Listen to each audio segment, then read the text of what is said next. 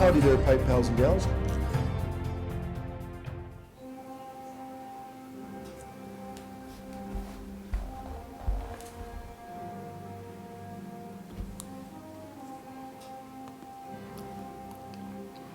Well, good evening, pipe pals and gals. Holy Smoking Pipe Padre here with you with another video. Kind of a post-Thanksgiving, Black Friday video, smoking this lovely little nose warmer. Kind of a gift, I guess, from a gentleman named Jeff, I believe his name is. Sorry, Jeff. Hope I didn't make you think you were passed away or something. It's been about a couple of weeks. I think I made a November video. I don't know. I'll have to check that out. But I really like this little nose warmer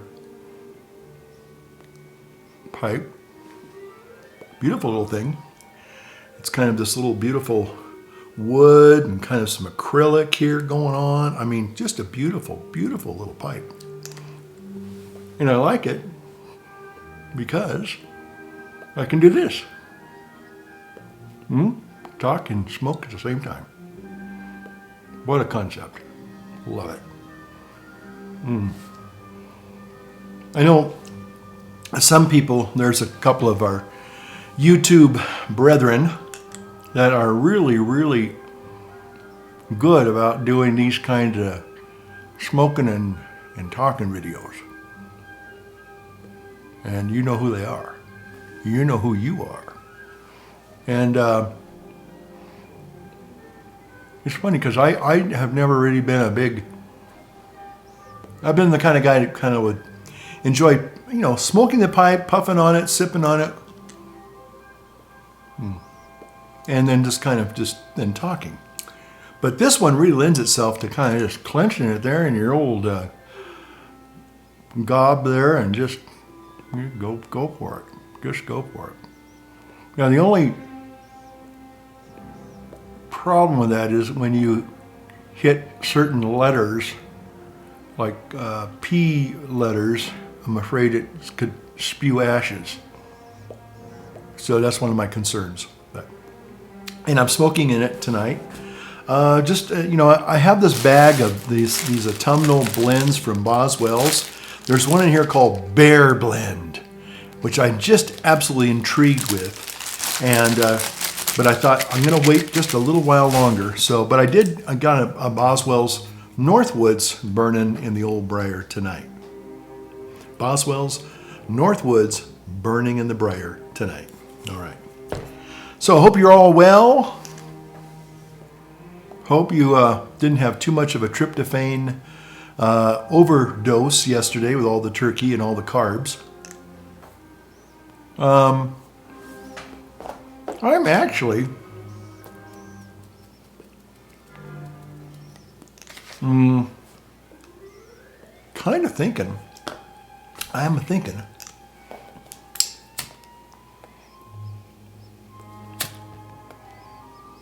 that I have, for the first time maybe in years, if ever,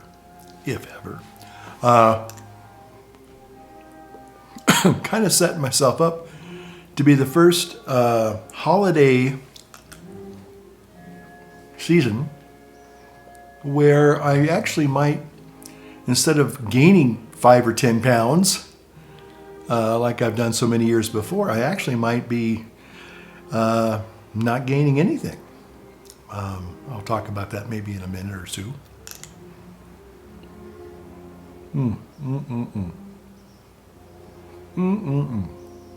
Delicious. And I got some autumnal coffee here. Got the Black Rifle cup. I love this cup, but unfortunately the company right now, I'm kind of having a little bit of a feud with them. And we'll talk about that as well later. But some people have asked me about autumnal coffee. And how do you make it? Well, the way I make it, and you can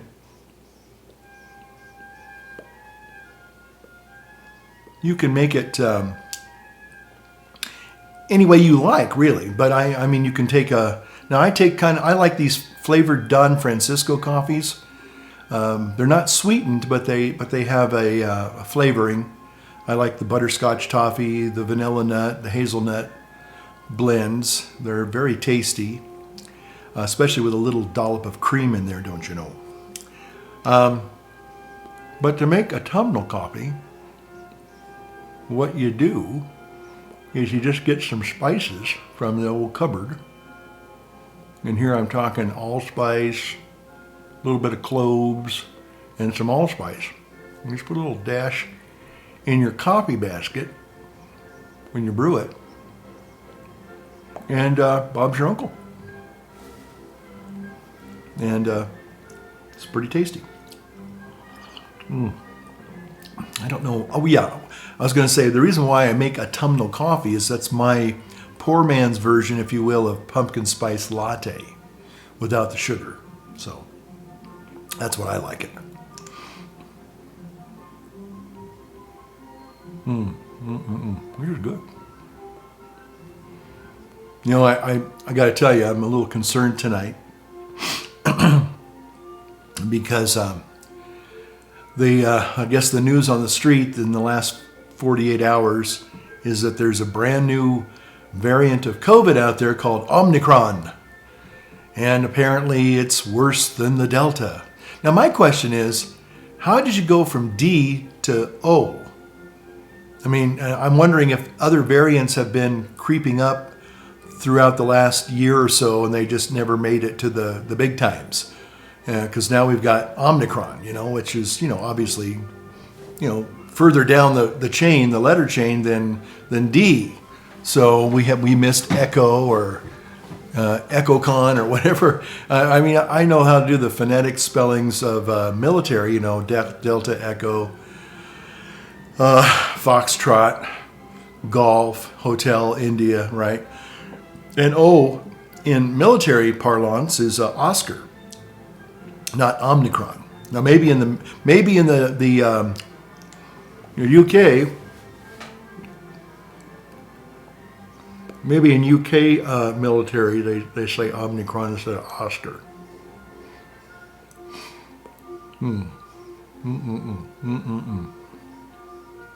So, but apparently this new variant is very, very highly contagious. And here's what they're saying, folks. This is I know some people don't like my conspiracy theory homilies or my rants. That's why I put, when I did that intro. By the way, there's a guy named Robert P. Is it Robert P. or Rob P. or somebody like that? Anyway, he's if you're watching, Rob, thanks for your comments. He's been every now and then I'll get a YouTube channel and I just go through all their whole, I get fascinated by the content and the persona perhaps, and I, kind of watch, I do a binge watch on a channel, then I get tired of it. I go, what was all that about anyway? Who cares about that channel?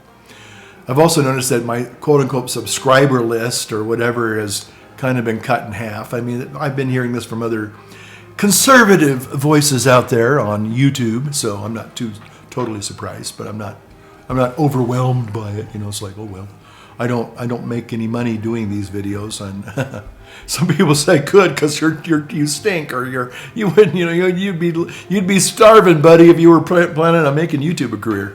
You're probably right, but anyway, Rob P. I think it's Rob P. And Rob, if I'm getting your handle or your channel name or your name messed up, please forgive me. But I noticed that this person was commenting on a lot of my videos, old and new and all those in between. And one of the things he said, he liked the intro. He said he thought the intro was pretty good. But that's why I put, when I redid the intro, or I've actually been just adding to it. I kind of add different little flares every day, depending on how I feel, what I want to kind of talk about. I put rants, towards the very end of the intro because that's what I do. I kind of, share my love and I wouldn't say knowledge. I don't think I'm that knowledgeable about pipes. I just enjoy them, that's all. But I put rants there. That's why that little card drops down towards the end where I'm brewing up the water, to make coffee or whatever I'm making. Who knows? and I put rants. So it's just me giving me an opportunity to do another rant. That's all it is. Yeah, just getting on YouTube and venting my spleen, and just sharing again my enjoyment of pipe tobaccos and things like that, and pipes.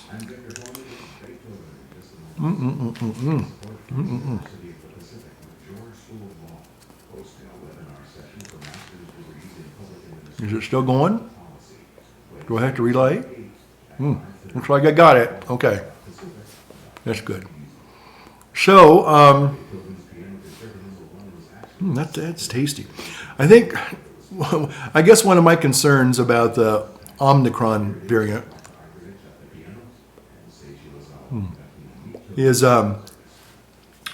again, other people obviously have gotten really sick because of COVID, and my heart goes out to them.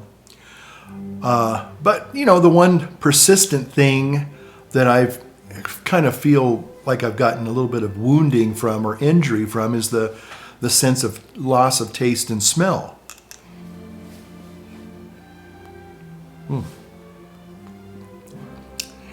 And just in the last maybe 24 hours, I've kind of noticed that I'm starting to really pick up flavors and aromas once again.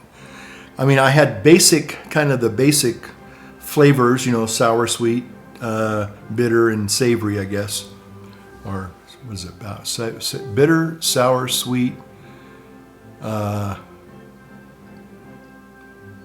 bitter. Did I say bitter? Anyway, and savory. Anyway.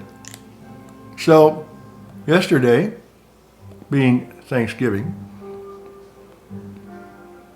I went to a wonderful family's home. They haven't kicked me out yet. And so every year we gather and we have a wonderful time, just a wonderful time. But somebody said, I got there, it's like a 3-hour drive. If I take the Northwest Passage, because I like to avoid, if any of you are from Northern California, you know all about Interstate 80. And Interstate 80 is just an absolute zoo on Thanksgiving afternoon. Stop and go, stop and go, stop and go, stop and go. You might get up to 15 miles an hour, then stop and go, stop and go. It's a mess. So I take kind of the back roads, and then down into the place where we have our Thanksgiving. And so by the time I got there, I had a bit of a headache. I've been doing the intermittent fasting where I'm doing basically just one meal a day. And I've been doing that now since I got over COVID for the most part. Completely got rid of sugar and bread and carbohydrates. Yeah, I know, again. But this time I just don't have a real big appetite for all the sweets and all the treats that I used to love. I just feel like, they're just not good for me. And so anyway, I've been able to kind of just say, thanks, but no thanks. And that's just the way it's been. The food that I do enjoy is real simple. And it's a lot more nutritious for me. And I kind of sense I've lost some weight and been getting into shape, been walking 6 miles every day. I got my little Apple Watch to prove it. So it's been good. The last two months have been really good for me. So I say that COVID, if you get through it, does have some dividends, but you have to kind of listen to your body, because your body is like, it's coming out of this thing and it's saying, hey, you need to start treating me better. Don't treat me like a trash can with food and stop, watching, back to back, series of Netflix, and kind of get back into health again. So kind of been re-embracing my health and fitness kick I did about 8 years ago. And I've got 2 months into it, and I'm just really, I had a little bit, and I mean a little bit of Thanksgiving carbs, but not that much. I had a little dollop of the dressing. My friend makes this absolutely delicious cranberry dressing, which really was really good, and it had no sugar in it, or it was so minuscule you didn't know it was there. And then we had this one little gal. She's new to the fam, and it was her kind of turn to make the mashed potatoes. So I had a little dollop of those just to kind of pay respect to her mashed potatoes. But anyway, I think all told, I had like 3 tablespoons or maybe 4 tablespoons of carbs, and the rest was just the turkey, which smoked turkey, the brined smoked turkey. Oh boy, some of that was just absolutely just delicious. I know I made some pumpkin pies, but I don't eat them. I'm going to make my mock pumpkin pie tonight or tomorrow. I'm just going to get some butternut squash and kind of, roast the butternut squash pieces, and then kind of, when they get nice and soft, just put in a little bit of, some spices, kind of like the autumnal coffee spices, a little bit of maybe stevia, perhaps, and some heavy cream. And Bob's your uncle. I think that's going to be pretty tasty. Yeah. Let's see how I got it going again without lighting. Uh-oh. Is it going to work?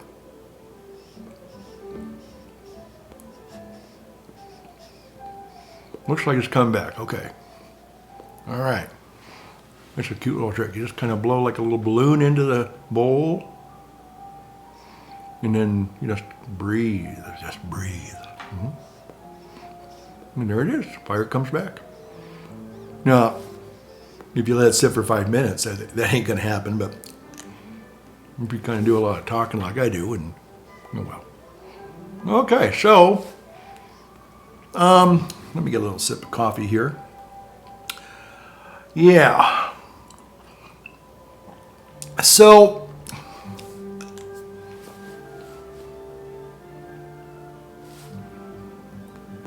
one of the little things that I kind of rediscovered, November, and then we're still in November, I guess. Yeah, November 26th. We've got a couple more November days.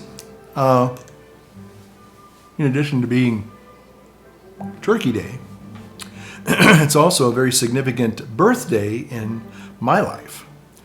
And that is the Marine Corps. Because being an old former Marine, not so mean, not so lean, but still a Marine. And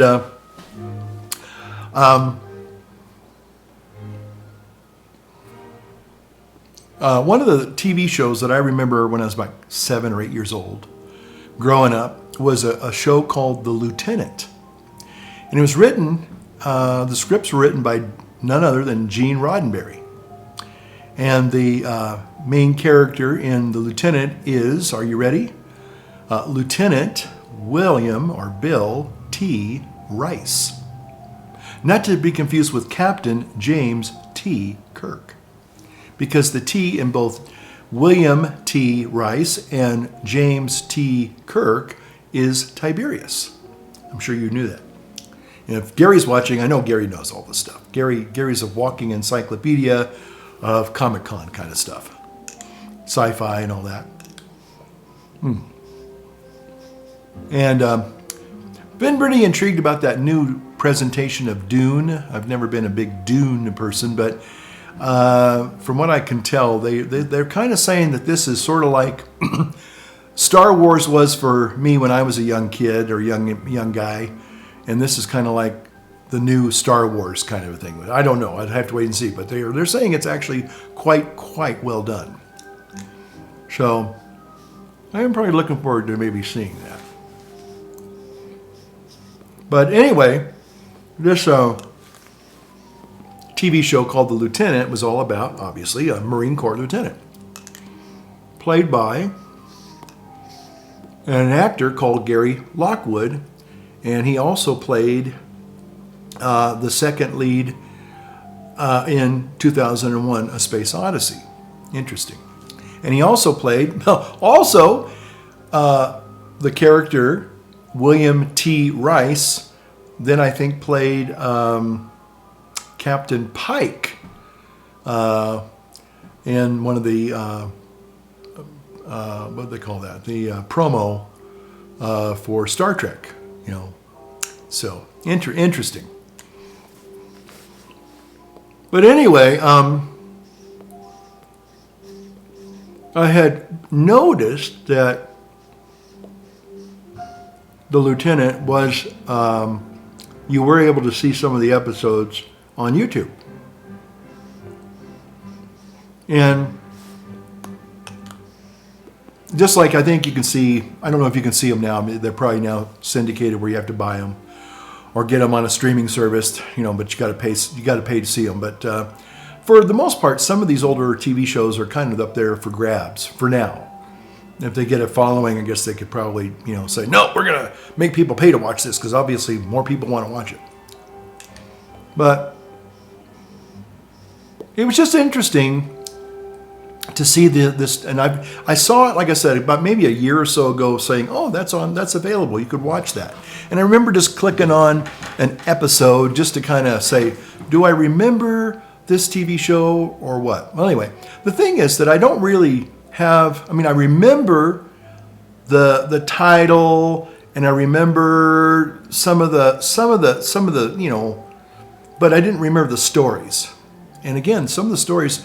If not all the stories, the 29 episodes were written by Gene Roddenberry. And for the most part, they're awfully good little stories. I am going to tamp this though. So I was just, you know, intrigued by that, and I thought, wow, that's great. That's great. And so being the Marine Corps' birthday and kind of, you know, watching, you know, Marine Corps birthday messages and things like that.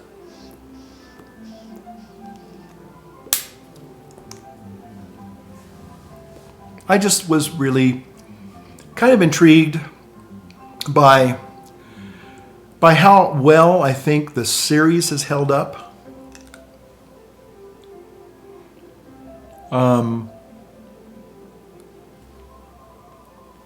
The stories are they're good. They're I mean, I think the stories are very good. Some of the, I don't know.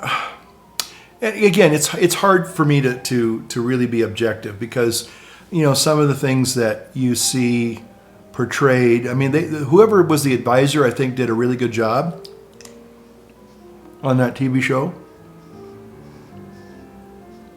I don't know if it was completely filmed at Camp Pendleton or MCRD in San Diego. I think some of the background plates and things like that, you know, and some of the B-roll stuff is kind of shot there. I don't know if they actually went to the trouble of trying to build their own Marine Corps base when, you know, they were so close to, you know, either San Diego MCRD or Marine Corps Recruit Depot, or Camp Pendleton, or both, you know. But anyway. You can tell that whoever was their consultant really did a good job on making it at least somewhat credible. Sometimes you look at military movies and you go, he's wearing his ribbons wrong, or the rank insignia is all wrong, or he doesn't wear the uniform right. And anyway, this guy, Gary Lockwood, when he was a younger man, he certainly cut a very impressive figure as a Marine Corps officer. And it did go out. I think I'm going to the second layer. You know, I put 3 layers in here, so I think it's now getting down to the second. Never did get a chance to, you know, get established.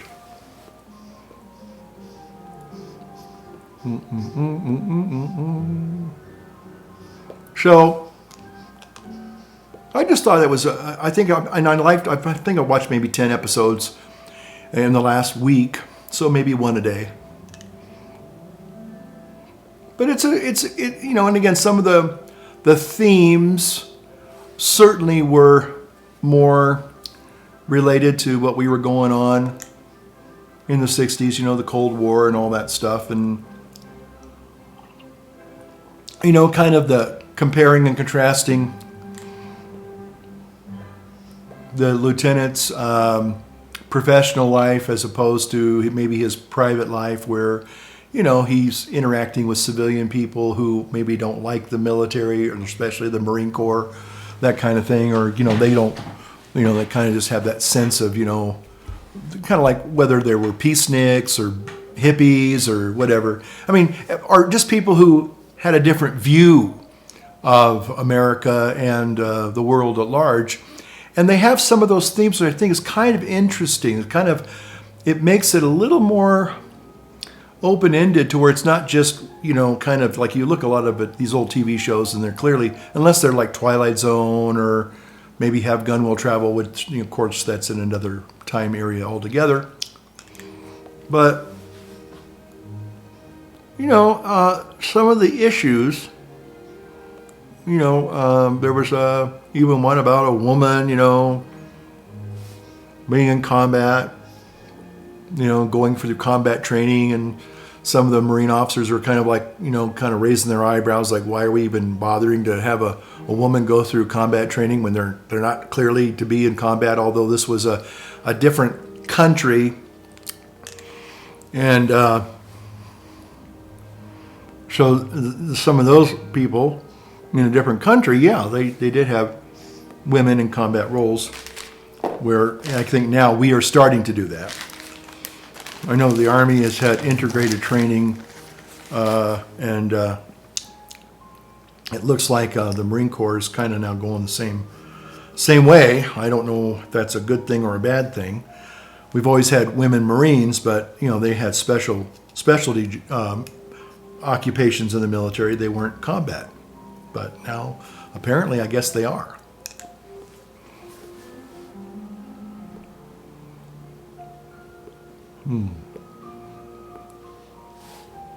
So anyway, it's just an interesting TV show. And if you get a chance to watch it, and I guess the thing that hooked me was because in this particular YouTube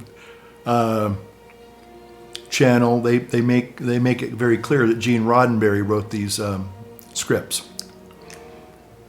And I thought Gene Roddenberry, for the most part, was a pretty good writer, although, he was he was a creature of his time too. He was a World War II veteran, no doubt about it. And, he was in the kind of that idea of let's change society for the better and, equality things and, stuff like that. So those issues are kind of, they've been floating around for a long time. It just didn't happen with this new woke culture. I think the problem with woke culture and critical race theory and all this stuff is that it seems like, and it's like, I'm kind of mystified. It's like, if we were just coming out, now forgive me if I sound like I'm getting my history lesson all wrong here, but if we were let's say we were post-slavery, slaves had been just emancipated, and black people were now becoming, more equal partners in our democracy and our culture and all that. I'd say, well, okay, those guys got some. The ones that were true slaves, they do have some real grievances, okay? Or even the civil rights movement, the real civil rights movement that went through in the 60s. But it's like we woke up about 10 years ago, and people just had this chip on their shoulder, and they were just angry, and they wanted to take it out on somebody. And it's like, you really, it's I don't know. I don't know if these people were just kind of just a disgruntled group altogether and feeling like they were, marginalized, okay, or they didn't have the same opportunities. Not everybody has the same opportunities. And sometimes the painful reality is in this world, in this country, in this society, you kind of have to make your own breaks, and you have to be, I think you have to be pretty smart to figure things out. Whether you're black or yellow or brown or white or whatever, it's an equal playing field, but that doesn't mean people are going to give you things just because you think you deserve to have these certain things, Now, again, I don't want to get into a big discussion about this because I want to get into something else really altogether. But it just seems like people have been embittered when, okay, yeah, was there slavery? Of course there was slavery. But that was 50 years ago. I see a lot of black people and brown people and yellow people and purple with polka dots, and they all seem to kind of all work together. I mean, at least in my understanding of the culture, it's always been that way. Now, again, there are racist people out there. There are people who just don't like black people. And then now I'm finding out there are a lot of black people that don't like white people. That's reality. You're not supposed to say that, but that's the truth. And I feel like I'm just wasting my breath on this whole issue, because everybody that has a grievance, and I think they have a grievance because they have an ulterior motive. It's like they want something for nothing. It's like these hordes of.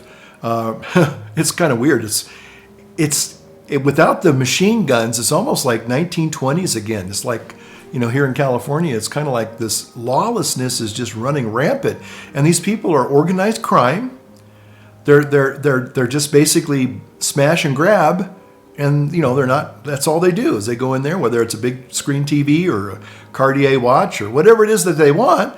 They just drive up in a few cars, and they're kind of, I don't want to say they're quote unquote gang members. Maybe they are. I don't know, but they are. They come in a gang. They come in a mob. And they just overwhelm the store, break the glass, break the cases, take the stuff, and go. It's incredible. It's just absolutely incredible what's happening. And they're getting away with it for now. It's going to have to stop sooner or later. Insurance companies can't always be, the insurance company will pay for it. Well, that doesn't work out for very long, folks. Look at all the fire damage that's happened in the last few years. Insurance companies won't sell you fire insurance anymore. Thank you very much. So anyway, all of us in one way or another have probably been victimized or mistreated by an individual or individuals or maybe a group of people for some extent. And yeah, you can let that make you bitter and hateful and angry, or just find a new group of people to associate with. Find people that want you and accept you and want to give you a big hug, and they think you're great, That was kind of one of the things that I had to learn in life. There were some groups of people that I just didn't chill with. Some people just, what are you doing here, And then there were other groups that were kind of neutral, where you could kind of join, and if you proved yourself, you're good to go. Didn't matter. And that's one of the things, again, getting back to the Marine Corps, and I know some people think this is extremely racist to say this, so I don't think it is. Anybody out there seen Generation Kill? Okay. If you've watched Generation Kill and you really, really watched it, you got to watch it several times. It's a great little series.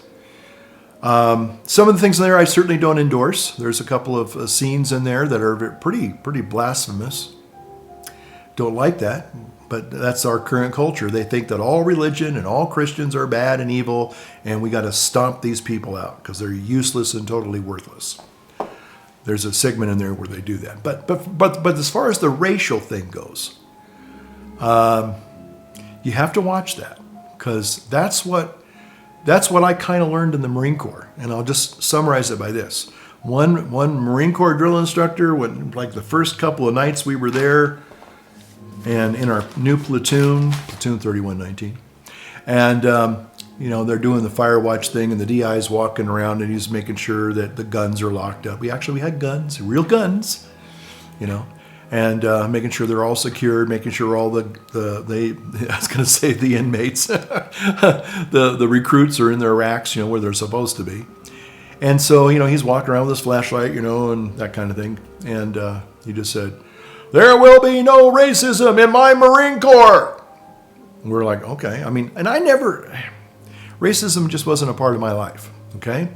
Poverty was, I was a poor white kid, but that's part of life, I don't hate people in Wall Street, I don't hate people that are stockbrokers. I don't hate people that are better off than I am or wealthier than I am. I just never It's just like, well, okay, if I want to make a good living, I got to get out there and get a good job, whether it's a good education or get a good trade or both, get out there and apply yourself. And if you do that, you can, I think, find your own way.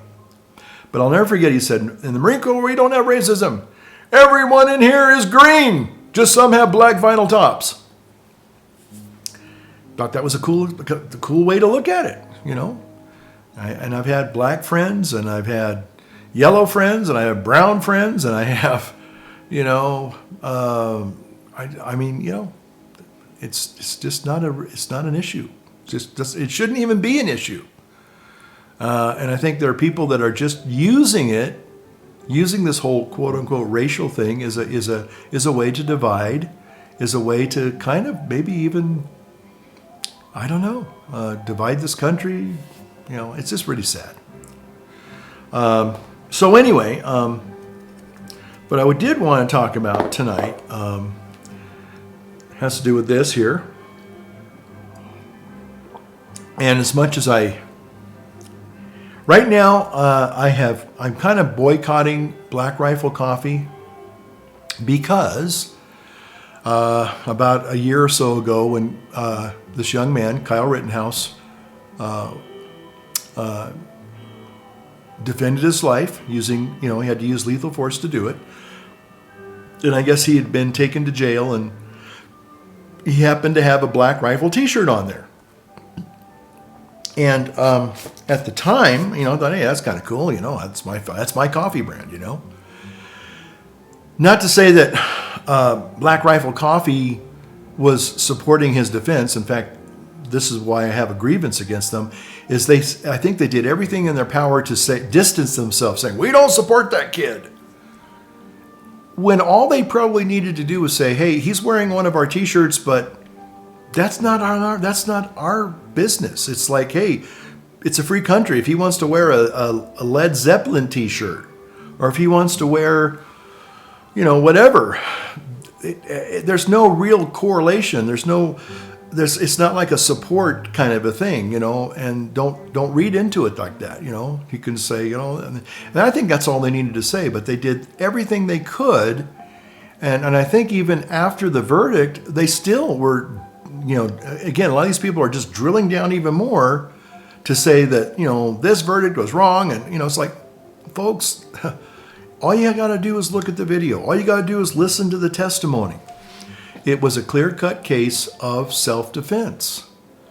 And I just think that there are people in this country that want to do away with the Second Amendment. They have been taught since they were that high to a grasshopper that guns are bad. And I've shared in a video before that if there hadn't been armed men with guns, I wouldn't be here. My mom wouldn't have been here. My sister wouldn't have been here. Maybe even some of the neighbors wouldn't have even been here because, my dad, I don't like talking about it that much, but my dad was in a drunken rage and he was trying to kill our family. And if it hadn't been the neighbors coming down armed with 45s and giving my father the moment of pause that he needed to realize, I don't really want to go this far. I don't want to do this. I need to leave. And he did. He left and we never saw him again. That was the end of that story.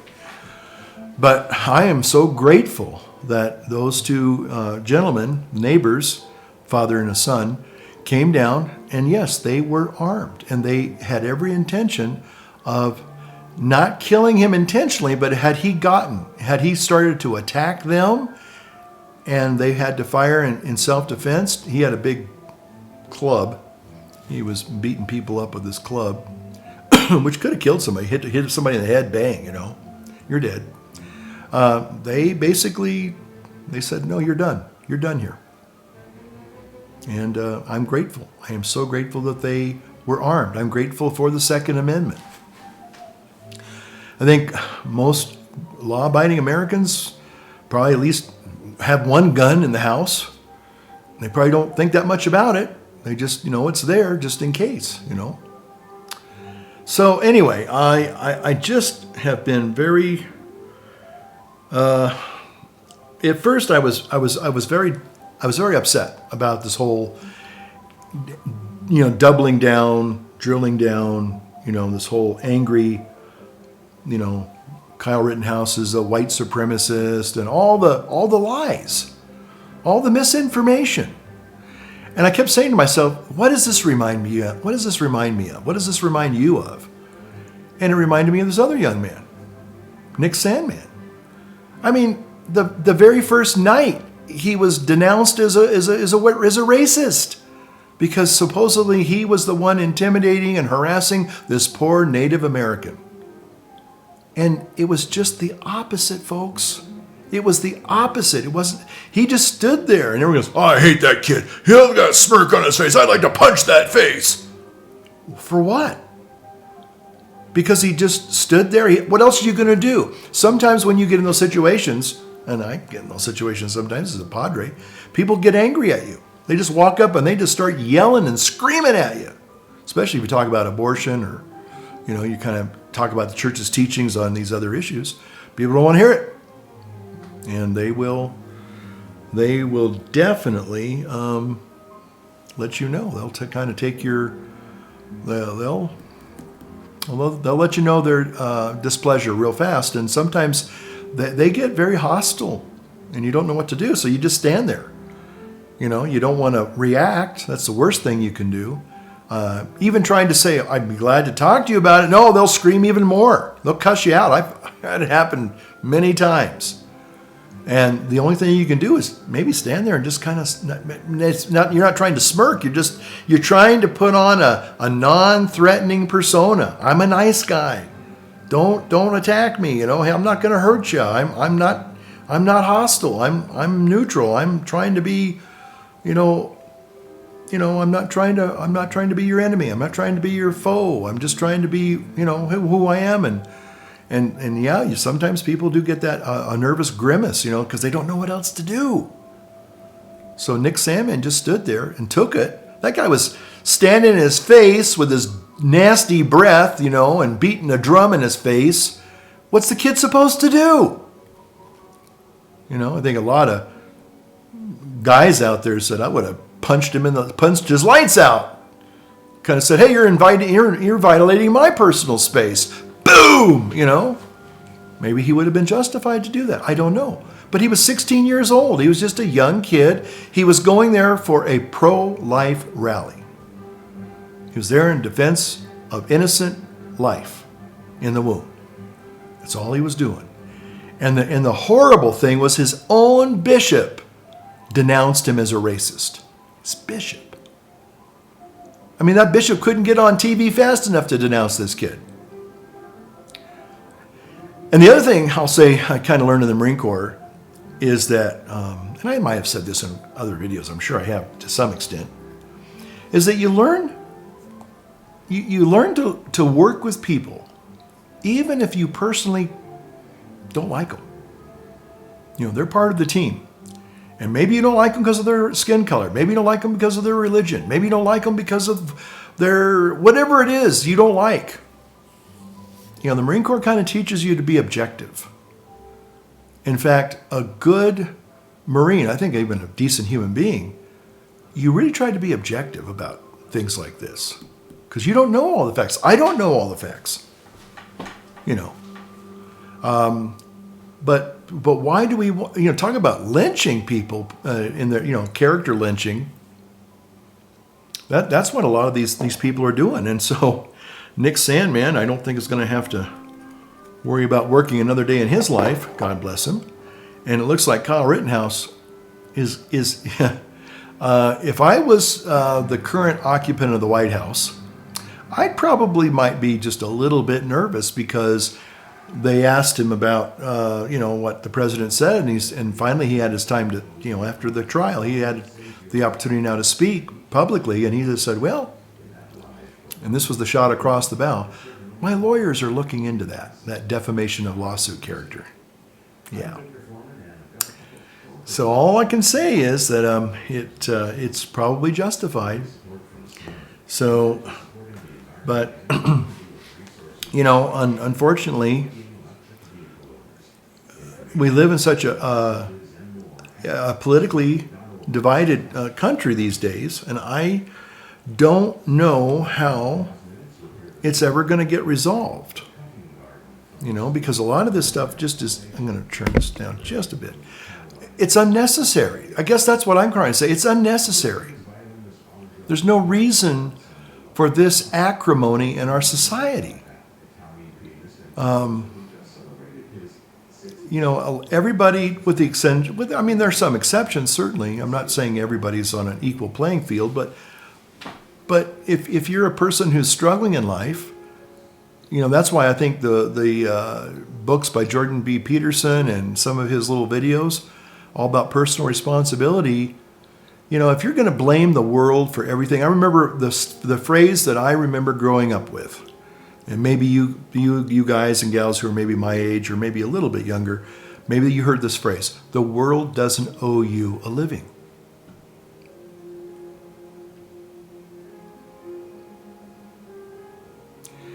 If you understand that, you know that you and I am responsible for making our own way in the world.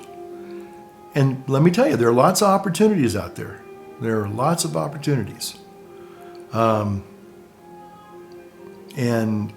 you know, again, is it going to be easy? No, nothing worth having is easy. I think I saw about a month or two ago, I was driving back into Tahoe City, and there's a guy in a really nice, you know, work pickup truck. I mean, it's like brand new and had all the cool things on there, like a winch and the light package and all that stuff that, you know, if you're into trucks and you use your truck for your livelihood, you know, and it's like, yeah, it's a nice rig. And the guy says, if you like my truck, great, then go out and earn one. You know, don't look at my truck and think you're going to steal it. If you want something like this, then go out and earn it. And I have to agree with that. You know, so I know some people out there don't like to hear that message. You know, they think, well, that's inequality. No, it's not inequality. You know, you and I, you know, again, some people have different gifts and talents. Part of that's trying to figure out what you're good at. You know, that's why I think one of the best things that I ever did before I went to college is I took an aptitude inventory. You know, what are your interests? Because if you're interested in something, chances are you actually might be pretty good at it. You know, but if you don't know what your aptitudes are, you know, what your interests are and what your strengths are, you're never going to develop anything. And if you are interested in something, let's say you suck at it, you know, you're not good at it at first. Well, it doesn't mean you can't be a success in it. It just means that you're going to have to work a little bit harder than the average bear, maybe. But if you have that drive and determination, you can do it. But unfortunately, that message isn't being taught anymore, because now we're just told if you don't like the way it is, just smash and grab and take what you want. Who's going to stop you? You know, that will not last for long, because unfortunately, that could lead to some serious repercussions, you know.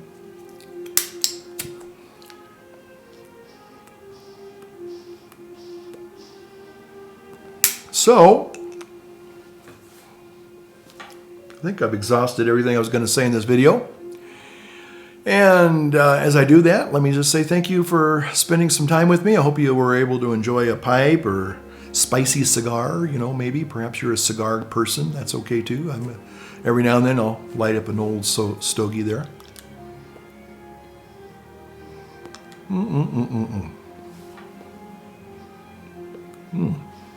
So, if you have any comments you want to leave, put them down in the sand bucket below. I'll be glad to. I try what I do. Let me just get to them. I was going to talk about this too. It's more of a housekeeping detail. But what I do is I upload the video and I kind of wait 24 hours just to see if there's any interest in the video. And usually within the first 24, maybe the first day or two, most of the comments will come in. And that's why I kind of save. I don't immediately respond to comments right off the bat. I kind of wait and see. That way I can kind of do it all in one fell swoop kind of thing. It's like, well, I can spend an hour kind of going through answering comments that way instead of kind of, you know, because a lot of times what happens is I just upload the video, might check how it's doing, check on comments, try to respond or reply, and then that video is kind of like, well, I'm done with that one, unless now I've noticed but unfortunately I don't check this all the time because I just don't, is I have another machine, I have another iMac, and it gets the Microsoft Mail. It's the only machine in my house that does that.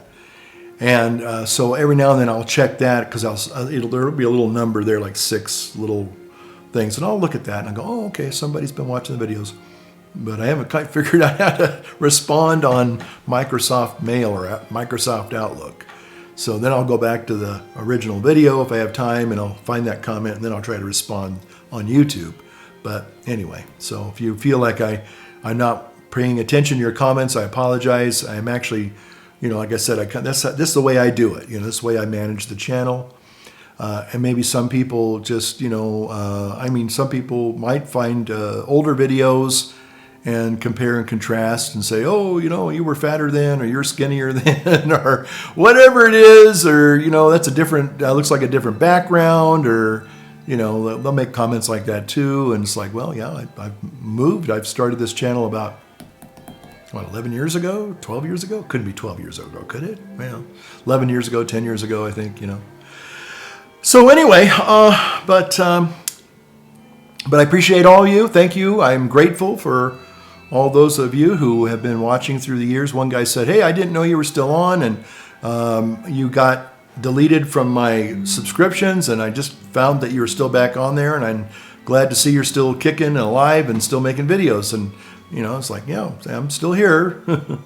Who knows what the new year will bring, but, hey, I'm still kicking. I'm still vertical, Anyway, so God bless you all. And, hey, if you're able to enjoy a wonderful autumnal pipe during this season, then light up your world, light up your pipe.